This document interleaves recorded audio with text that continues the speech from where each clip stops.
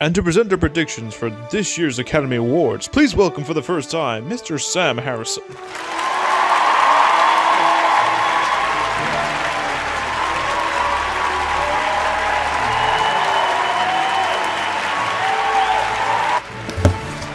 You guys and your goddamn choices.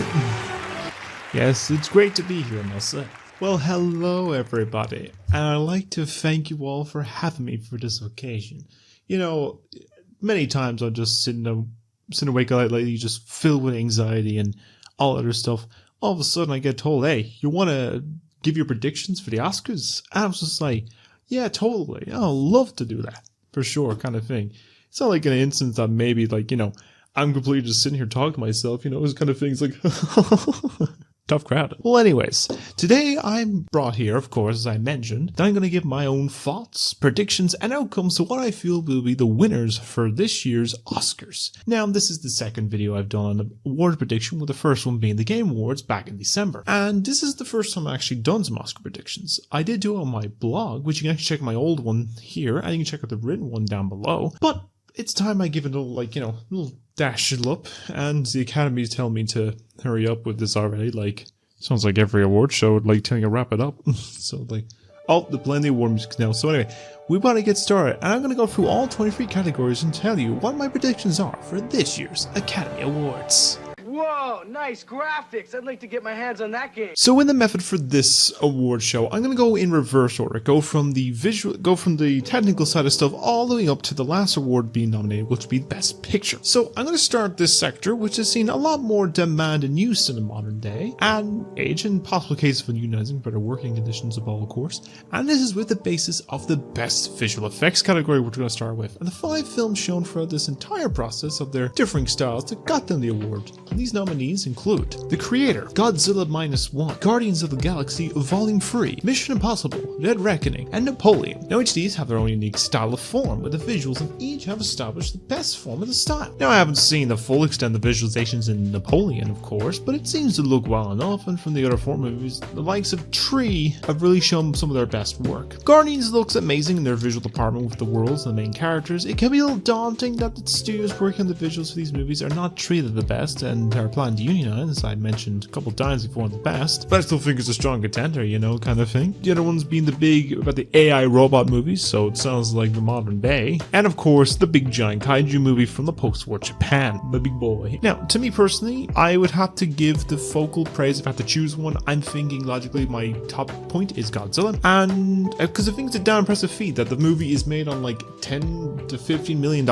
when most other movies in the modern day are over like $100 million each. And the fact that it's that visually impressive is astounding. Now, I would like to see Godzilla nominated in a few other categories, but I think he's probably my top choice, and then the other 2 I mentioned of Creator and Guardians are probably my 2 other follow-ups. So my top contender is probably Godzilla, but I don't mind either the Creator or Guardians also winning it as well, but we'll have to see with that. Tomorrow for sure. Now, the next category is known for any form of visual media in film and television, that the important factor taken into effect, of course even with editing these videos, is of course with the editing. And it helps you create the flow of a narrative, a structure, a pace, and helps make all the elements fall into place and basically make a perfectly structured film. And the 5 nominees for this category include Anatomy of a Fall, The Holdovers, Killers of the Flower Moon, Oppenheimer, and Poor Things. Now each of these have a close aspect to one another, for bar one of all of them being a period piece or form of a thriller. Most of the period pieces is basically Killers, Napoleon, Anatomy, Holdovers, Killers, all that stuff. They're all based on period pieces, and there's one thriller, of course. And I think the one that has unanimous, and I believe would be the likely one that is possibly going to go towards, is Oppenheimer, as its use from color and black and white blend well with one another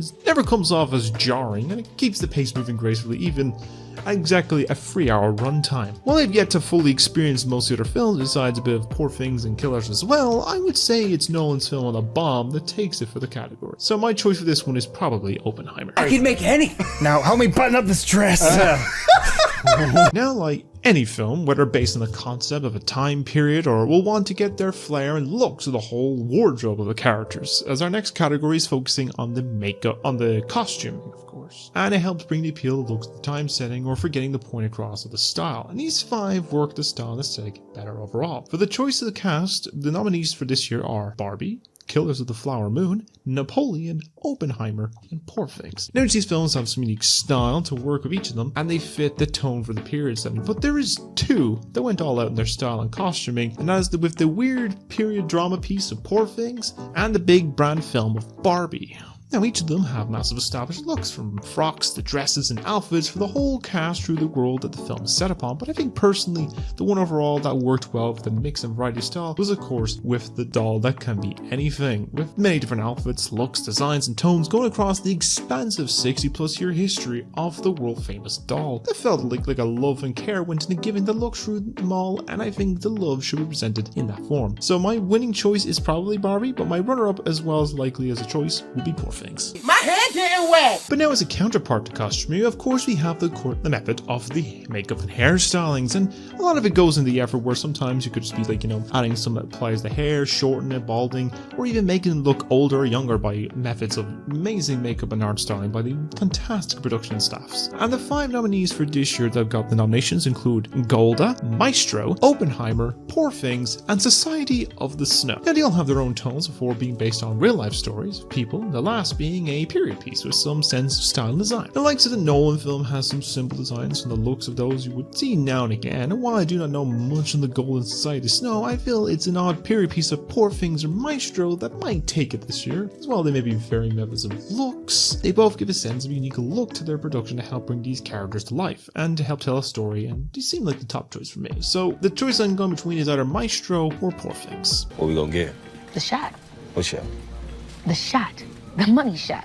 And while you have the editing and other aspects as well, it's always down to how you capture the perfect shot. As some movies could have some unique style and make some of the most visually appealing cinematography, and the nominations I have for this form of cinematography this year entertainment include El Conde, Killers of the Flower Moon, Maestro, Oppenheimer, and Poor Things. Now, each of the films nominated for some unique tone and flair of how they present or show their work, from capturing important moments, like the bomb test, or orchestrating a music piece to showing the world and its strange look, the cultures of the people that live in those lands at that time. Each of them have a unique look to it all. To me, while two have a similar aesthetic of color and black and white imagery in their film, Oppenheimer I feel just do it slightly better, so that it helps establish which scene or time period we were in, following color with the creation of the bomb with J. Robert Oppenheimer, and then the black and white for the governmental investigation afterwards with Robert Downey Jr.'s character. It also would be a tie with two other films of Poor Things and Flower Moon having some excellent imagery and shots to help bring the appeal of the films, and it would not be an issue if any of those three win. So my top choice would be Oppenheimer, but I'd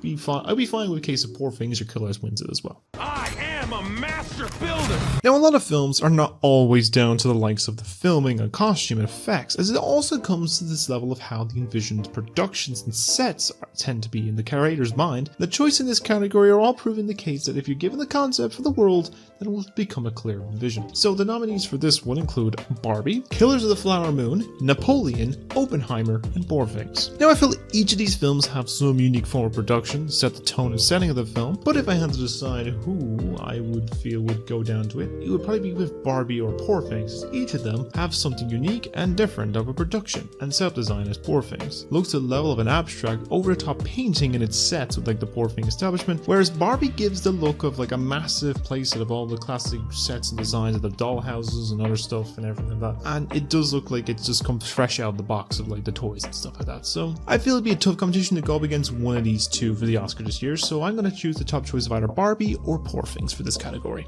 And now time for the category of best sounds. Now, it does come to an important aspect for this next category choice is about the use of sound. When it is used in the correct manner, it helps to immerse an audience into the world of said media piece they pay to watch. And the 5 films being nominated here help bring to show the side of the world in its entirety. So the 5 nominations this year include The Creator, Maestro, Mission Impossible Dead Reckoning, Oppenheimer, and The Zone of Interest. Now, each of these shows some form of a different style of sound, from the horrors of the prisoners of the Second World War in their concentration camps, the sound of science and physics, AI in the future, and the threat to humanity, and from the sound of the music heard in those grand theatre and halls. And they all have something to bring to the table in terms of their sound set. But if going off of what I feel stays with people in the use of sound, I think that may come down to the often sound winner, which is Nolan's Oppenheimer, or the base that it may be the case of the likes of the haunting sounds of the war with the zone of interest as being the choices to possibly take the sound award, with the likes of the creator or maestro as a mix of the top 3 spot. So most cases my 2 top choices probably be Oppenheimer and the zone of interest. Peaches, peaches, peaches, peaches, peaches, peaches, peaches, peaches, peaches, peaches. Now the second of the 3 categories involving some form of sound is with the focus on the music, but not on the official score right now. We're focusing on the likes of the tracks from those scores that could be the best piece of earworms that will stay with people long after the credits roll. And the 5 nominations this year include from Flaming Hot with The Fire Inside as performed by Diane Warren, I'm Just Ken from Barbie performed by Ryan Gosling, It Never Went Away from American Symphony, which is written and performed by John Batiste and Dan Wilson, Washisashi or Song of My People from Killers of the Flower Moon written by Scott George, and What Was I Made For Barbie, written and performed by Billie Eilish. Now while I wish there was another film song that should have gotten a nod, that was a song named after a fruit and also after a princess, it seems to be the case that the most likely film that may be the toughest to beat going off in this award category is with the 2 songs from the Barbie movie. Now while it may be more of the likelihood that What Was I Made For may be taking the win going off of the recent award wins, I do think that personally, out of the songs I do remember the most in the movie, besides the case of actually the one that wasn't nominated, which was the one from Dua Lipa, there is one that I think that I resonate a lot with, and that was the Main Man Ken song, and from the dance party at the beginning as I mentioned. But in the case that we saw Ryan Gosling, Simu Liu, and all of the big names and fancy clothes and set pieces that really show what it means to have Kenergy. And knowing that I've been confirmed now we're going to see them perform this at the Oscars, which is like, you know, an absolute highlight, can't wait for that. I feel it's definitely going to be a case that it's going to be between either Billie Eilish's song or Ryan Gosling's song. So either one of them I think it's likely going to have enough, going to be enough to outdo it. So the choice is either I'm Just Ken or What Was I Made For from Barbie.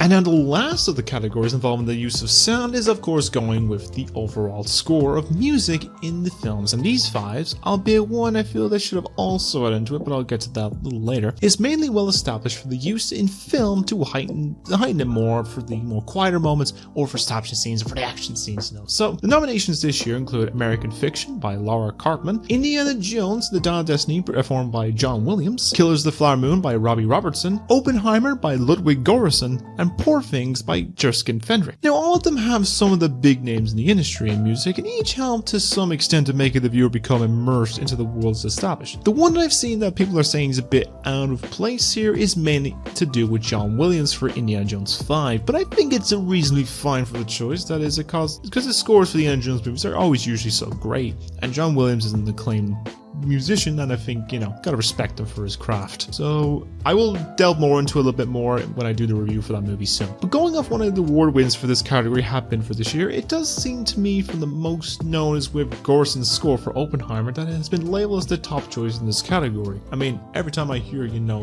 can you hear the music, it's just something that starts seeing signs and shit everywhere. It's fucking nuts. But I'd feel definitely case this is probably the more straightforward and structured one.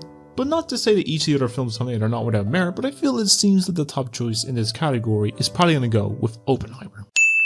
So for these next ones, I'm going to collectively put 2 categories together for 2 different next discussions, because both of them are dealt with the aspects of ones that they relate to the same category, but with just the case that I don't know too much on the focus of them anyway. But our first aspect is going to focus on the short films aesthetic, which is going to be the live action and animated forms. So with the live action ones, the nominees include The After from Misan Harriman and Nick Bentelman, Invincible by Vincent Ray Lorty and Samuel Caron, Knights of Fortune from Lassie Larson Noir and Christian Norlick, Red, White and Blue from Nazarene Corduroy and Sarah McFarlane, and The Wonderful Story of Henry Sugar by Wes Anderson and Steve Rails. And as for the animated ones, we have Letters to a Pig from Tal Cantor and Ahmed R. Gleiser, 95 Senses from Jared and Joshua Hess, Our Uniform from Eugene Monaghan, Patch Dermot from Stephanie Clement and Mark Rios, and War is Over, inspired by the music of John and Yoko from Dave Mullins and Brad Booker. Now each of them have some well distinct aspects to them, and some would be much more appealing to others. But since I don't know much much of them, I can't really delve into them too much. On the basis of the live action side of things, there is two I can give a focus on as a likelihood of one being topical, and one I see as a more popular choice that most people probably know the name of. And those two are Henry Sugar, as is made by award darling Wes Anderson, and his only nomination this year after being oversnubbed for his movie of Asteroid City, as a more fun choice, and the alt more grim story is with Red, White and Blue, as it talks on a topic aspect about, Planned Parenthood or abortion, and it's going across country to receive a treatment that has,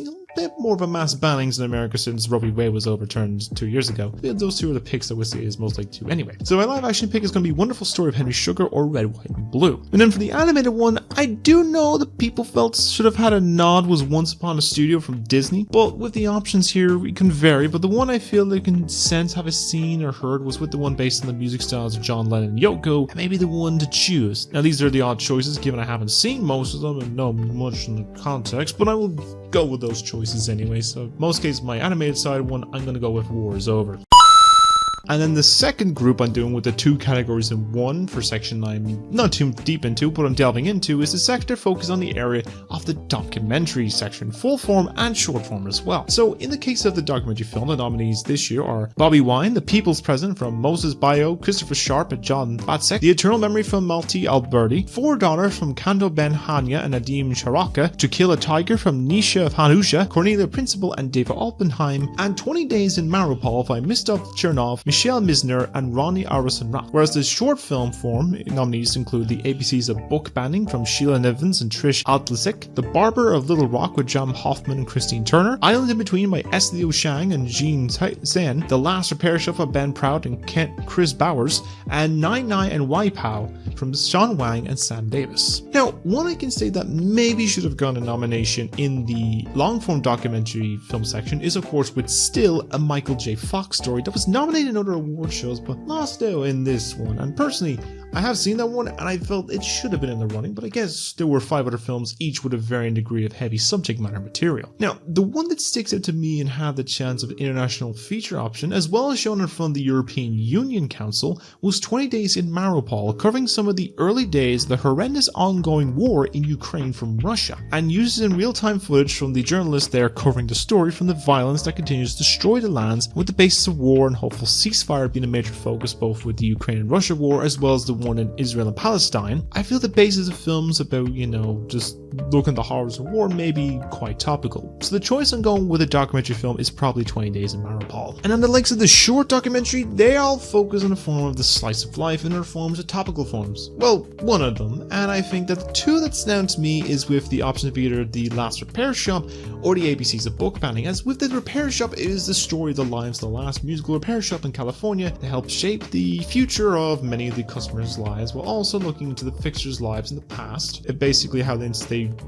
make them for no charge at all. And the topical one about the case of the ABCs of Book Banning is on the topics about race and LGBTQ plus themes, especially in Florida. Side note, what they are doing is wrong, and that LGBTQIA plus people are people and should be treated equally as well as all races and ethnicities. And I think the case of a topical subject may resonate, so if it's a choose between those, I would say it's either one and two is my top choice. So the short form one, I'm going either The Last Repair Shop or the ABCs of Book Banning. Mr. Worldwide! So now we are heading into the really big focal nominations for this year's Oscars, and we start with the focus of the films that will be delving into some of the made from across the globe and showing the international filmmakers their chance of what makes them special on the levels of the other films nominated in the vast categories. And the ones nominated for this year in the international feature films include Il Capitano from Italy, Perfect Days come to us from Japan, Society of the Snow come to us from Spain, The Teacher's Lounge come to us from Germany, and The Zone of Interest coming to us from the United Kingdom. Now, it is the case that a lot of movies over the year have some distinct appeal and aspect to the options of choice, and while they all seem like a fine film choices, I think the film that may be done is to the UK and Poland film of Zone of Interest and the Spanish film of Society of the Snow, as both delve into some of the heavy subject matter from a true story of survival in the Andes Mountains and the horrors of the Second World War, that each of them have some sort of mass appeal and both been well established as some of the best of the year, as the either one taking the golden statuette of the night. So the choice between is gotta be Zone of Interest or Society of the Snow. Animation is cinema. Animation is not a genre. Animation is ready to be taken to the next step. We are all ready for it. Okay, now for the topic that I really love most. Just to remind this category that I do love the animation category, and of course the emphasis reminder I have to say every year that animation is cinema, and will be something I'll delve into more in the complaints for this year. But the options are quite a well established selection, with two of them I already have made written reviews for and video reviews for, which you can check down below, and reviews and others I may do after the extensive list of reviews on my backlog, as well as shows and games of course. But now let's look and see what has been nominated for this category. The nominations include Elemental from Pixar, Nimona from Netflix and Blue Sky, Robot Dreams from International, Spider-Man Across the Spider-Verse from Sony, and The Boy and the Heron from Studio Ghibli. Now this one to me has all some of the best choices, and while if I had the power I would have extended the category to include the likes of Mario and Mutant Mayhem, but I think the choices here are all excellent. Now it's the case that I have a clear winner in mind, but also comes the effect of a two-way standoff, and that is with of course Spider-Verse and Boy and the Heron. The original Into the Spider-Verse was a game changer for animation. The sequel went above and beyond that with its visuals and stretching the animation to its fullest, and while it may be a little longer than the initial plan release for Beyond, which was supposed to come out at the end of March, I can wait a little while for that. If you want to hear my thoughts on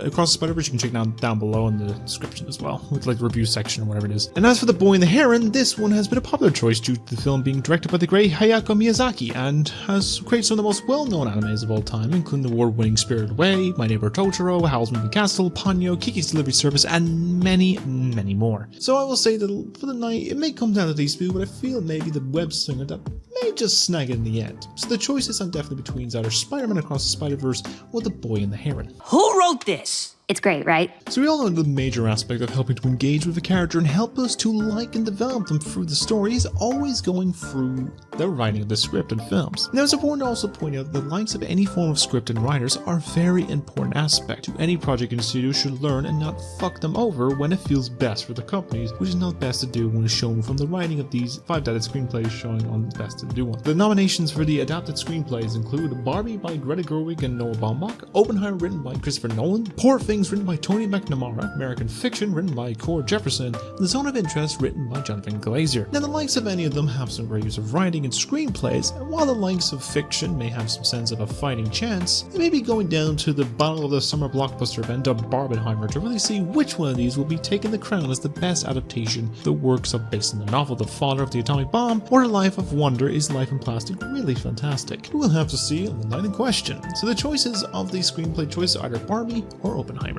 Okay, Mr. Essay. I say, prepare to be written. Now on the other side of things, the screenplay making is more on the focus of those films that are more of the original side of things, where these tell original story and not adapted or based on something else, even though one of them may be a bit questionable in this listed category. And these of course include Anatomy of the Fall, written by Justine Triet and Arthur Harari, The Holdovers, written by David Hemmingson, Past Lives, written by Celia Song, May December, written by Sammy Birch, and Maestro, written by Bradley Cooper and Josh Singer. Now, the confusing one to me is with the basis of the Maestro nomination, given this is a film based on the life of a composer and his wife. They're all actually based on real people, I believe. So unless this is a fictionalized version, then maybe, but I have no idea. Now, is the case that most of these have some good focus on a love story, a story of creative families through strange circumstances. The all well established its craft is one more grim film being focused on the coverage for possible death, maybe more assessed of, and this one helps set it against the more feel-good films,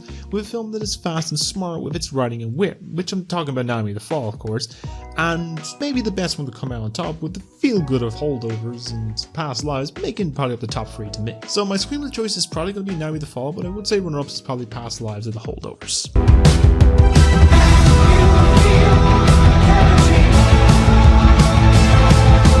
So now we delve into the individual roles that have been the standouts for the entire role of their films, and we're starting with the supporting roles of characters in the films. These chosen 5 really help in showing their range through the medium. The genre for the best supporting actor nominations include Sterling K. Brown for American Fiction, Robert De Niro for Killers of the Flower Moon, Robert Downey Jr. for Oppenheimer, Ryan Gosling for Barbie, and Mark Ruffalo for Poor Things. Now all of these actors showed their unique talent and work for all deserved reward of some form, but it seems to be from the award award season that two names are the most pushed and talked about, and one seems to be on the top choice, and that is of course with Robert Downey Jr. for Oppenheimer, and the other one I would probably say that has the most appeal from a few things I've seen, including Frank Film Club, is Ryan Gosling for Barbie. Each of these have a fan favourite, and were some of the most talked about casts in their respective films. While the likes of RDJ seem to be the one winning the Oscar in a few days, it may be a possibility of the Kenergy to help Ryan Gosling snag in the end, but we will never know until the night of the awards. So my choices for supporting actor is of course with Robert Downey Jr. or Ryan Gosling. Who's that wonderful girl?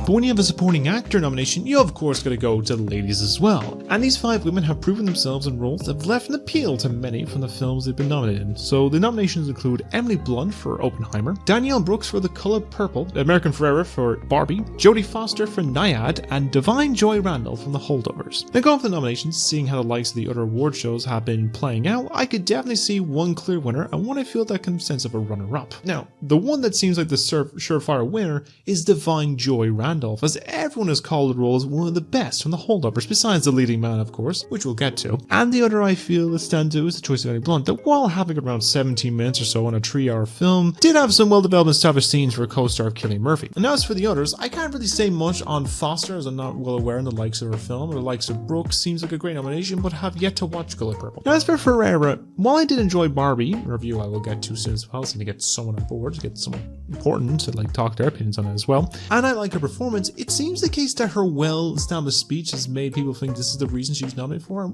While I can understand that, I still think that there's more to role than just that. In most cases would be my rounding out the top 3, but the other 2 are most likely choices as well. So my choices for the supporting actress is Divine Joy Randall, followed up by Emily Blunt. Here comes the girl.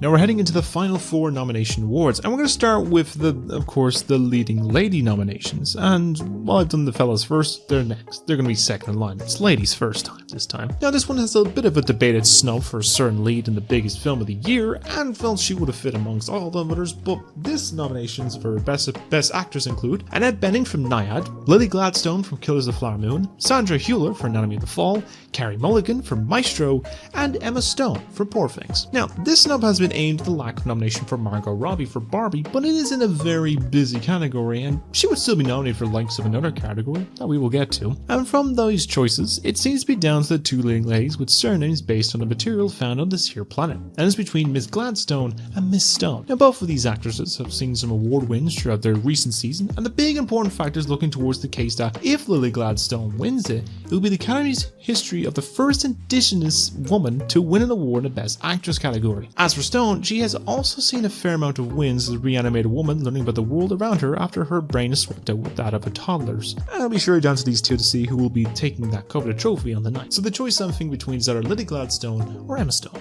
All my fellas. I now return to the other side of the coin, and we look at the bases of the leading men in their respective films and categories that each may be shown through different genres and forms that all come together in a different way. And these films really show the aspect of who is the one that sets the tone. So nominations for Best Actor include Bradley Cooper for Maestro, Coleman Domingo for Rustin, Paul Giamatti from The Holdovers, Cillian Murphy from Oppenheimer, and Jeffrey Wright for American Fiction. Now again, all of them have some of the excellent work established and acted in these films, and all are deserving of this reward. But similar to the Best Actress, this one also has a bit of a debated 2 leads that could win. One that's sweeping the awards and the other with a possible chance, and these are Cillian Murphy and Paul Giamatti. Now it is looking more towards Murphy for the win, as he has been winning award after award and has often proven that if you win the Golden Globe and BAFTA for the same role, it may likely be also the case that the Oscar win too. I can say that happening this particular thing, but I can also say that for Giamatti has been seen his fair share of wins for his role in The Holdup, that while for different genres would still have him as a likely candidate. I'm sure if this all decision, it will be down to these 2 leading the pack. So the choices for actor, I will put Cillian Murphy first, followed up by Paul Giamatti. Not bad. Now before the really big award of the night, we shall talk about the people responsible for making these films possible, and as of course with the directors. Now truth be told, there is a case that we could have had 3 female directors nominated this year, and not always trapped with the male dominated category council in my opinion, but all these directors, and some of them were snubs, deserve some award recognition. But this year's top 5 nominations include Justine Triet for Anatomy of the Fall, Martin Scorsese for Killers of the Flower Moon, Christopher Nolan for Oppenheimer, Yorgos Lanthimos for Poor Things and Jonathan Glazer for The Zone of Interest. Now, the one directing credit I do see everyone getting mad for the snub is with the choice towards leaving Greta Gerwig out for the directing spot, given she already has had nominations before for Little Women and Lady Bird. But I guess her film that revives cinema was not enough for her spot? I mean, he did it for, I think he had it for Top Gun last year, but I don't know. Now, in all honesty, it is hard to say which one I would choose for this, but if we're going off some of the appeal from some of the other award shows and the other categories, I think it's probably going to be a clash of the sexes between either Triad's Anatomy of the Fall or Nolan's Oppenheimer, as both have seen great push for the award season and both have seen some good award wins in their categories over the current season. Neither of those, I think, have the most likely chance of winning overall, but it'd still be down for how the Academy will decide. So the director choice, I'm going to between Christopher Nolan or Justine Triet. And now we have come to the big award of the night, which is of course the Best Picture. These 10 films have been chosen from voters in the Academy of Motion Pictures to be the choice for the best films of the year, and for the tough competition to fight against one another and proving which is the film to be the overall film from the past 12 months is anyone's game. But the 10 nominations for Best Picture are American Fiction, Anatomy of the Fall, Barbie, The Holdovers, Killers of the Flower Moon, Maestro, Oppenheimer, Past Lives, Poor Things, and The Zone of Interest. All of these films have their own right of crafting the perfect director, the story, the cast, the crew, and everything in between to create the best as it can be in terms of film, and it is a hard choice to decide on which I feel may be the overall winner. Going off the films that have been winning the best film categories of other award shows, it seems to be leaning towards most nominated films for the night with either Oppenheimer or Poor Things. And while it may be one of them, to add more to the mix of what I feel might get a chance could be Zone of Interest or Barbie, but I think if anything it'll be down to the zany period piece of Poor Things or the deep story of about the father of the atomic bomb with Oppenheimer as the top choice. So my Best Picture choice is either Oppenheimer or Poor Things, and runners up I'd probably say Zone of Interest or Barbie. That's just my choices anyway.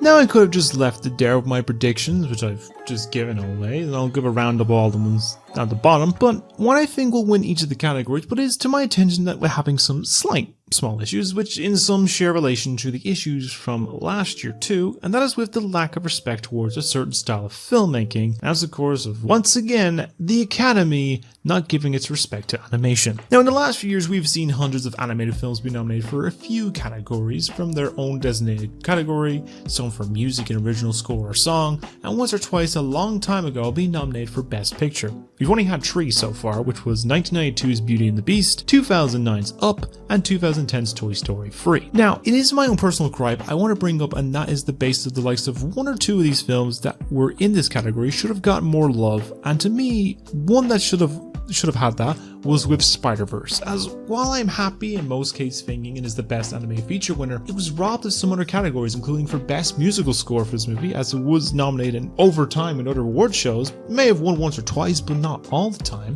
and just the case of multiple other options as well, and even maybe the first film and possibly is the 4th film overall to be nominated for Best Picture. That's just my own personal choice. Now, it is a case like that the Academy does not seem to recognize the dedicated and hard-working craft that goes into animation. It also seems to be the case that some of those that present the awards that it just sees as just for kids. When it's the case that some of these actors presenting the awards haven't lent their talents or voices to the category that they just diss, which makes them seem a bit silly and a bit dumb. The case is to complain about this all for kids, yet they will spend their time and effort to actually portray in the films, when in reality animation is cinema. And it's not just for kids, it's for adults in all their ages. And it's a reason a lot of people are very vocal on social media about how they will constantly be annoyed from the lack of respect of this form of cinema when they've proven the method of making it look real or providing more emotion and expression than other live action forced films could ever muster, or lack of. And even the case that they've defined different elements, from Toy Story being the first CG animated movie that got huge nominations back when it first came out, to now dominate the likes of the genre, to Disney showing the creation of, animation back in the 30s of, like, you can have full-length films of, like, Snow White. And even the case now with Spider-Verse creating a new movement of creative genius and style that has lashed itself onto other great films like Mitchell's First and the Machines, Puss in Boots: The Last Wish, and even Teenage Mutant Ninja Turtles: Mutant Mayhem, and just to name a few, and many more that most likely will come along over the next few years. And it's just a case that I do hope that we'll see the likes of animation see it as a form of art and cinema at some point soon, because it just feels the case instance that like so many people put their livelihoods into this effort. And when you have the likes of Del Toro, one of your acclaimed filmmakers who've won multiple awards including Best Director, Best Picture and everything like that, even saying that animation is cinema, winning the Oscar for Pinocchio last year, it should be a point that you could actually have emphasis to put animated movies in more categories. Like, you know, you've had it for screenplays a few times, original scores, original songs, just all that. I think it's a case that should be some time to give some anime films a bit of chance of like award recognition. So that's just my own point, but hopefully it resonates with a lot of people as well. But besides that, I would say some snubs that I have seen in the mentioned ones of Margot and Greta as well for Barbie, and the other ones I have seen is of course with Leo DiCaprio being snubbed for his role in Killers. Some of the other ones I would say is maybe Godzilla would have been fine with a second nod, maybe an international film, or even score. As a case, I was thinking Wonka could have gotten some nods for original songs, or the production design and costumes, but maybe it was released at the end of the planned release calendar that it kind of missed out on releasing. But then again, Godzilla -1 came out a week after Wonka came out over here, and Wonka came out a week later in the US when we got Godzilla -1, so it's a bit confusing. I guess maybe they could see it next year, if even like with a certain film that most likely will be heavily nominated this year, going off the awards and reviews currently right now in the box office. But that's just my own nitpicks, and I'm sure there's a reason for it all as well. But I'd love to hear what you think are some of your own nitpicks or complaints about this year's Academy Award nominations. Big Penny. So to wrap up my final thoughts, it is a case that brings us to the very end of this piece, and it is important to know about how the industry of film is a very sacred and special form of media and entertainment that has seen quite the fall from grace these last few years, the likes of the pandemic, and then from the likes of more people waiting for it to release on streaming due to the case of cinema prices being way too pricey, while not factoring the likes of the monthly film passes, but even still the case instance they're only getting still minimal amount of price on it. And in case to another factor was from some of the strikes of actors and writers last year. Studio demands and delays leading to less appeal and more underwhelming films and box office, and films getting delayed into later years that, you know, the release calendar is kind of a bit hit or miss. And it is an important thing that many films release every year and show off their talents, hard work and dedication. No matter how good or bad they are, they show that people are dedicated to the craft and they've always do love to make. And for many people like myself who enjoy to watch and observe for many more years to come, even to the point myself of wanting to actually get involved in the industry, whether it's like acting in roles, directing something in the future, writing for stuff, or even just like, you know, just observing it or like being a part of the experience. It's just something that no matter what it is, even if it's a winner of a big award show, a nominee or a winner, a small indie film, a corny film, or a guilty pleasure of yours, it's always important that you can enjoy them and watch them, because it's always the case that the love for film should be something that never goes away and should be with us for the rest of time until the sun burns out. That's my own point. But before I go, I'm just going to wrap up what I gave my thoughts on my final predictions, or top threes at least, for the award shows.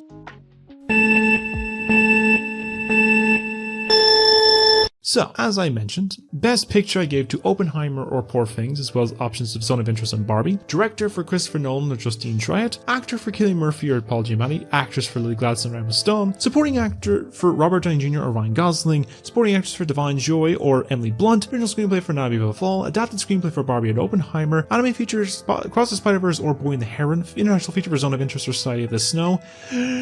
Documentary film 20 Days in Mariupol. Short doc The Last Repair Shop at ABC's A Book Bang. The best live short live action wonderful story of Henry Sugar, Red, White, and Blue. Best short animated is War is Over. Original score for Oppenheimer. Original song for I'm Just Kidding, What was made for. Sound design for Oppenheimer, Design of Interest. Best production design for Barbie and Poor Things. Best cinematography for Oppenheimer or Poor Things, Like Close Flower Moon. Makeup and hair for Maestro and Poor Things. Costume design for Barbie or Poor Things. Editing for Oppenheimer. And best effects for Godzilla -1, Guardians of the Galaxy Volume 3, or The Creator. And that is all I have to say for this. And that is all my predictions for this year's Oscars. Just give me a second. I'm sure I'll be keeping an eye on this list, as the award show will be kicking off on the 10th of March. 10th of March in the evening in the US, and then the 11th of March over here, which will basically be the day I turn old. So, and see how many get right or wrong about it. And if any surprises happen in the process, we could end up with, like, you know, all ordeals that happen in the award shows. You know, you never know what happens to these things. But I would like to know your own thoughts as well. What movies do you think will win in each of these categories? And what do you think was up as well. I'd love to hear your thoughts. Let me know what your own choices and thoughts are down below in the comments section, and as always, I do hope you all stay being wonderful people and have a great day every day doing many great things, and I hope you all keep being yourselves because no one else can do what you can do. I'd like to thank you all for having me here today, ladies and gentlemen, and I shall see you all the next award season, in most cases sooner, with the next video or next blog, where it is. So thank you for your time and good night, everybody.